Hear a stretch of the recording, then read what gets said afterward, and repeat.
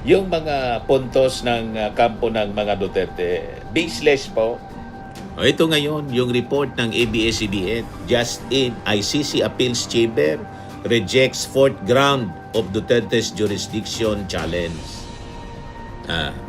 ICC dismisses Duterte's jurisdiction's appeal. Sabi dito sa report ng Inquirer, yung araw na to, the five-member appeals chamber rejected the defense appeal to nullity the court's jurisdiction over Duterte's case and halt any investigation into the drug war. The chamber presided over by Judge Luz Del Carmen Ibanez Carranza. The proceedings on Duterte's case will proceed, including the much anticipated decision of the pre-trial chamber, which will confirm that nagbabagang mga balita at pagtalakay sa mga isyu ng lipunan. Bulsa! Opinyon, banat at paglalantad sa katotohanan. Bulsa! What you see is what you get. You decide.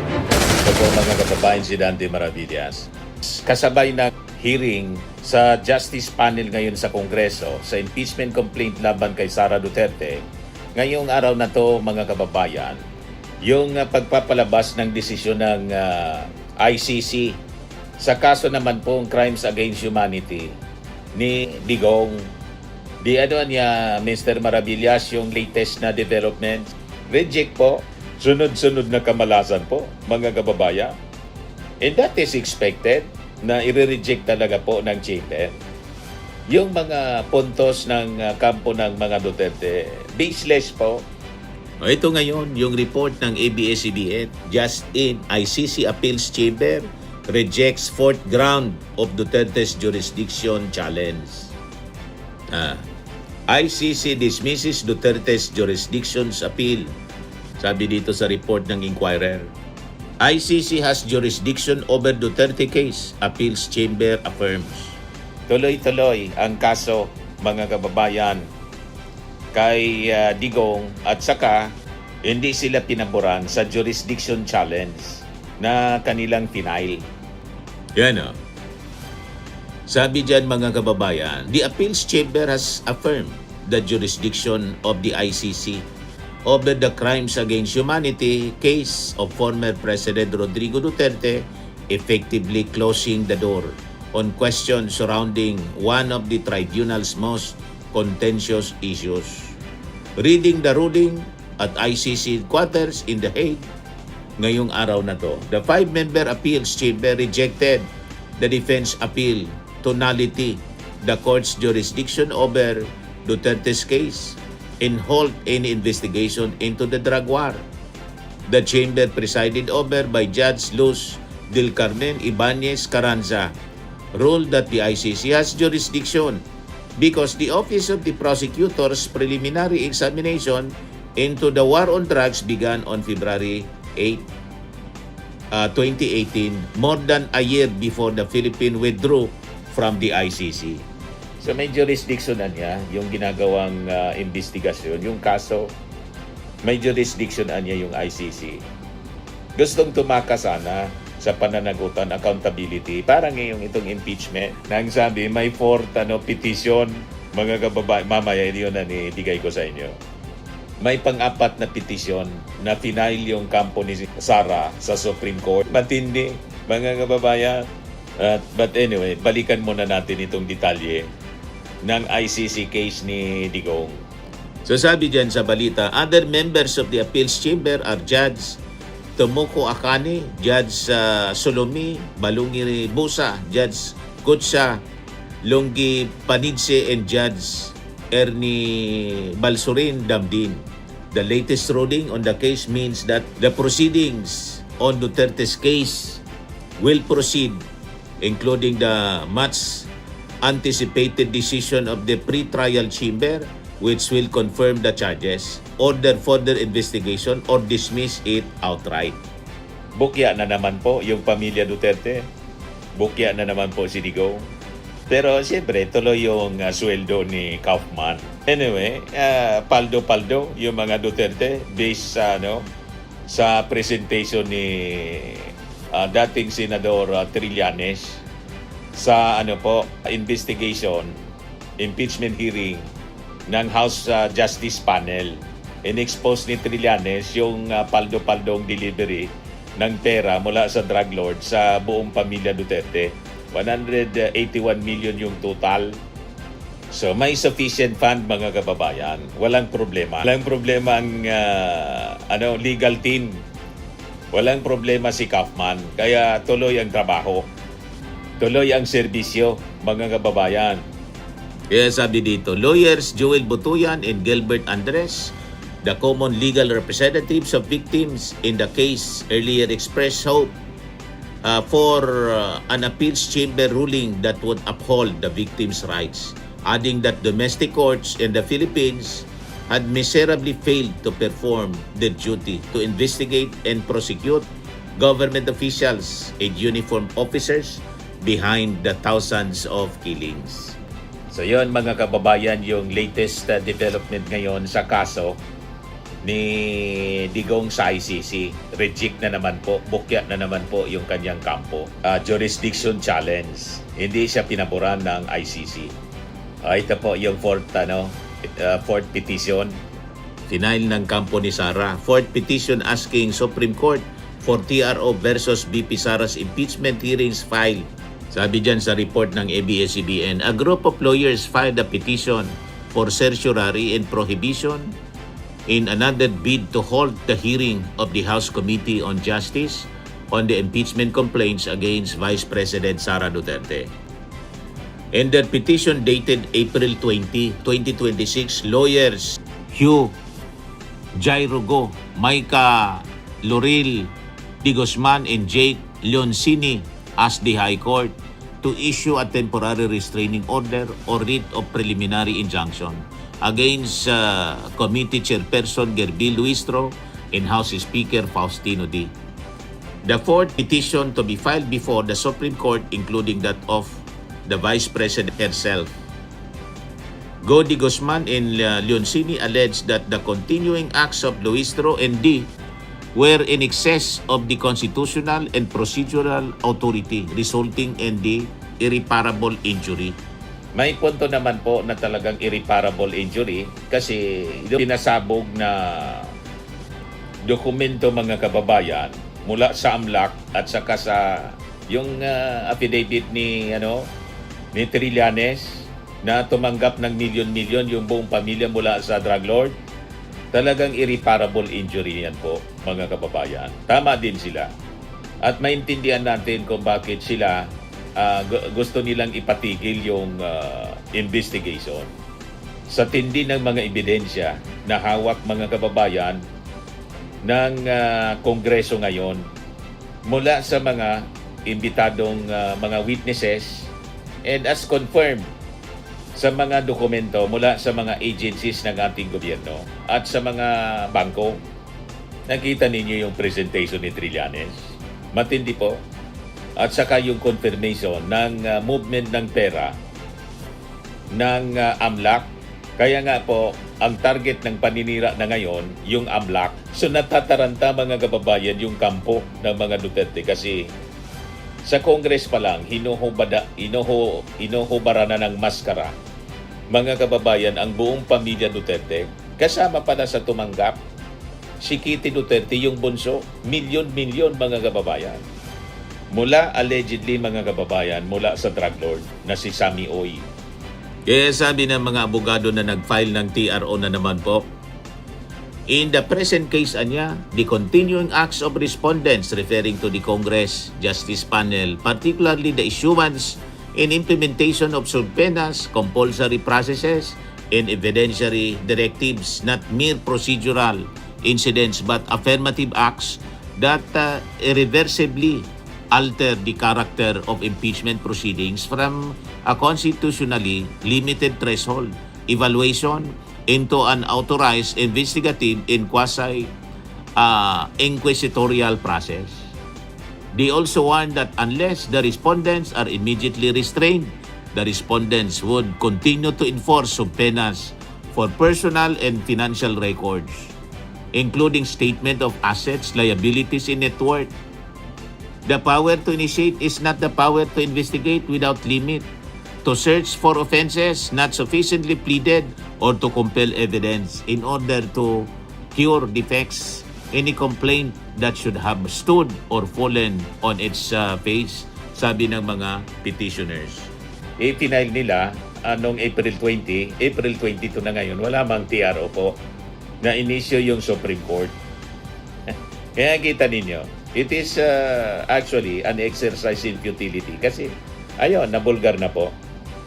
Kanina yung presentation, ngayon hindi pa nga tapos, yung presentation ng SALN, pati ng AMLAC mga kababayan, confirming the flow, the money flow sa mga bank accounts mga kababayan ng buong pamilya Duterte.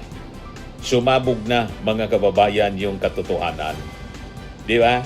At saka pag tiniaro ito ng Supreme Court, makakahalata yung mga mamamayang Pilipino. At lalabas yan, protector ng kasamaan yung Supreme Court. Yan ang lalabas. Hindi magandang optics. Tama na walang TRO. Tuloy-tuloy ang investigasyon. Kasi nga naman po, mandato ito ng Kongreso, mga kababayan. May impeachment complaints na final kay Sara. Ito mismo, binibigyan ng due process ang kampo ni Sara Duterte. Ang dapat sana, mga kababayan, ginawa ni Sara, nag-appear siya doon. Kasi imbitado naman siya, pati yung kanyang mga abogado, para kontrahin yung mga aligasyon laban sa kanya. Kaya lang wala eh. Ayaw mag-appear mga kababayan. Tuloy-tuloy yung presentation ng napakalalakas na ebidensya. Kaya sabi nga natin mga kababayan, mahirapan yung Senado. Kahit yung mga kaalyado ni Sara Duterte, mahirapan na i-acquit si Sara sa lakas ng ebidensya na lumalabas mga kababayan dito sa hearing ng Justice Panel. Yan, SALENS versus bank transactions of BP Sara Duterte, hindi magtugma. Di tugma ang halaga sa SALN ni BP Sara sa halaga ng transaksyon. Di ba? Mga kababayan, booking na booking. Kaya ayaw niyang mag-attend mga kababayan, di kayang i-depensa ito. Kahit ng pinakang magagaling na abogado ni Sara. Kaya nag-iiyakan ngayon, halos hindi na makahinga yung mga DDS sa tindi ng presentation ngayon sa hearing ng Kongreso. Ito, pakinggan natin Manila Representative Benny Abante. AMLC, yung mga bank transactions, pangalawa po yung kay Senator Trillanes. The answer of the AMLC should be limited to what appears only in the report. Madam Chair, may I confirm whose transactions are we referring to? Because as part of the subpoena, we are only limited to disclose transactions of Vice President and her spouse. So for any other transactions, we are not. Well, we don't have it with us, and we cannot even disclose it because it's not part of the subpoena, Madam Chair. We defer to AMLC on that. The inquiries with the AMLC should be limited to the Madam subject Chair. matter of the subpoena. I am not fully convinced with the answer of the AMLAC on this. Yes, Honorable I would Abante, like but to be very much convinced on this, Madam Chair, because it is a serious talk. This is an impeachment complaint, Madam Chair. And we're not trying to make the Vice President guilty, but we are establishing probable cause in all of these proceedings, Madam Chair. can you So, make gusto ko your lang question sabihin, for just- AMLC specific? Yes, gusto ko lang sabihin na hindi ako masyadong kumbinsido sa pinabanggit ng AMLAC na yan. Yun lang po ang gusto sabihin. Okay. Pangalawa, yung pong tanong ko kanina kay Senator Trillanes. Opo. So, ito pong nung file namin itong si Sammy Uy, talagang siya ang tagabigay during the time ni Duterte. We have informants na nagsasabi na si Sammy Uy ang tagabigay talaga dun sa mga anak. Yung mga kinikita nila Michael Yang, so merong sosyo, may dividendo po. Yung bukod sa mga na-record sa banking system, meron din pong cash. So mabigat po yung naging partnership nila. So habang, Madam Chair, habang pinapakinggan ko po ang naging presentation at testimony ni former Senator Trillanes, I think it is important to put on record na ang narinig natin ngayon na hindi lamang haka-haka o mere accusation na walang basihan. Nakita po natin lahat ang ating nalaman dito. May basihan lahat ng sinabi ng resource person ngayon at bilang isang miyembro ng committee, ang takeaway ko dito ay simple lang. These are matters that deserve verification. Ang mga inilalahad ngayon ay nangangailangan ng mataimtim na pagsusuri. Hindi naman po natin sinasabi dito na ito na ang final conclusion. Hindi pa po. Subalit may sapat na basihan para sabihin na kailangan pa itong suriin ng mas maigi. May I continue on with my manifestation, Madam Chair? You may continue, Honorable Abante. Gusto ko lang pong sabihin sa aking manifestation, bakit po kinakailangang sumipot ni Vice President Sara dito? Alam nyo, Madam Chair at my dear colleagues, ang hirap sa atin kapag ordinaryong tao ang may kaso, arrested agad. Pero kapag bilyon na ang pinag-uusapan, biglang confidential o kaya ay busy sa trabaho. Naniniwala po ako that when serious allegations are raised, Congress has only one responsibility: to act, to examine, to let the process move forward. Ako po, I am disappointed na wala ang ating Vice President. But I'm not surprised, Madam Chair. I'm not surprised. Pero mas maganda sana kung nandito siya sapagkat palagay ko nakikinig siya. Alam niya lahat ng pinag-uusapan dito. Oho. Now, the Vice President has shown a pattern. Matapang sa salita, pero umiiwas sa tanong. She is tough when speaking to media, when issuing statements, pero kapag haharap sa proseso, biglang nawawala. Madam Chair, this is not only about attendance. This is a preview of leadership. Sabihin ko ulit, a preview of leadership. Binanggit niya na gusto niya maging Pangulo ng Pilipinas.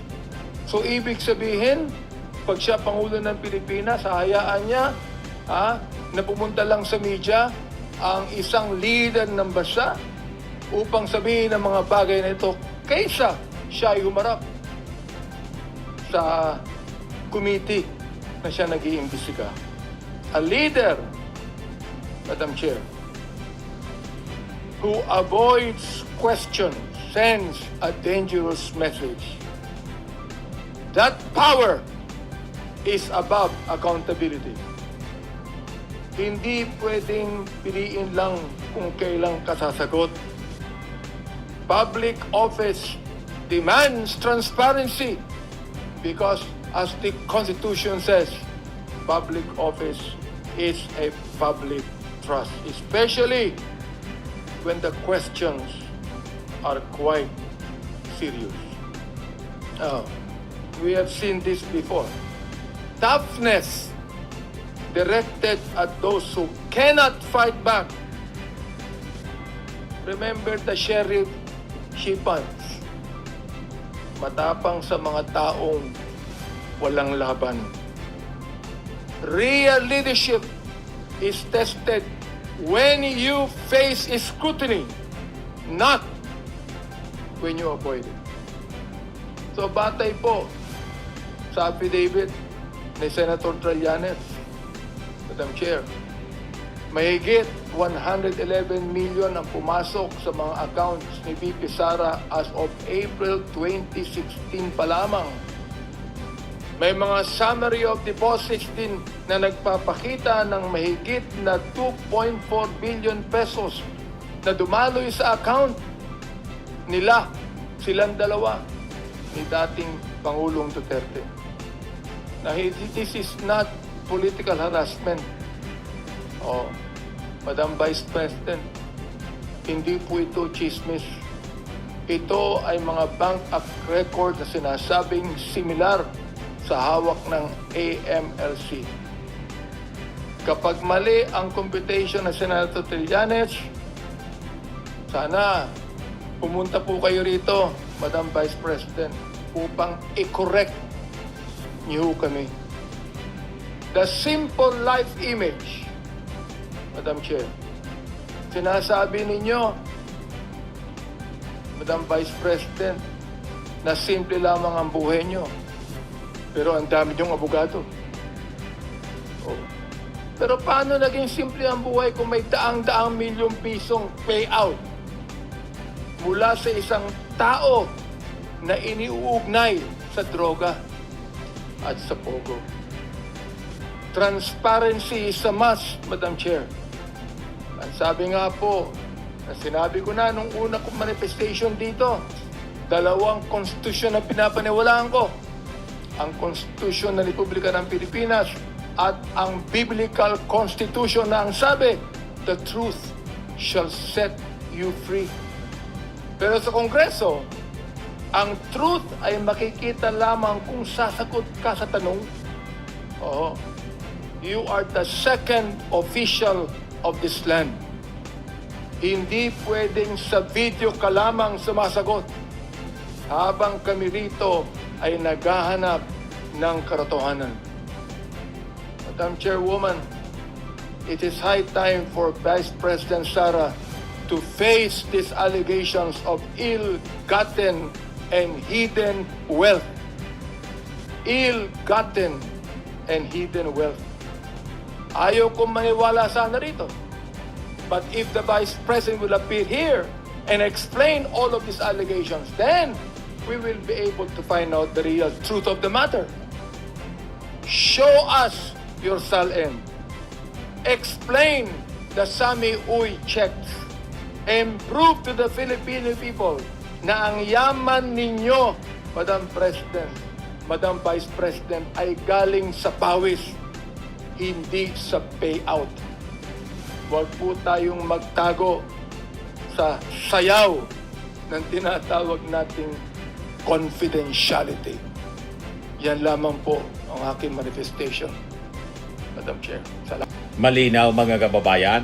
Firmax Firming and Lifting Cream, pinapahid po sa mga pulses in affected area. Mainam po sa paninigas ng mga kaso-kasuan. Ito naman po, Automax Radiant Serum. Sa mukha naman yung application, anti-aging po siya. You will look 10 years younger than your age. Sa mga cancer patients naman po, baka lang gusto ninyo itong itry. Neng siya red mix fruit drink.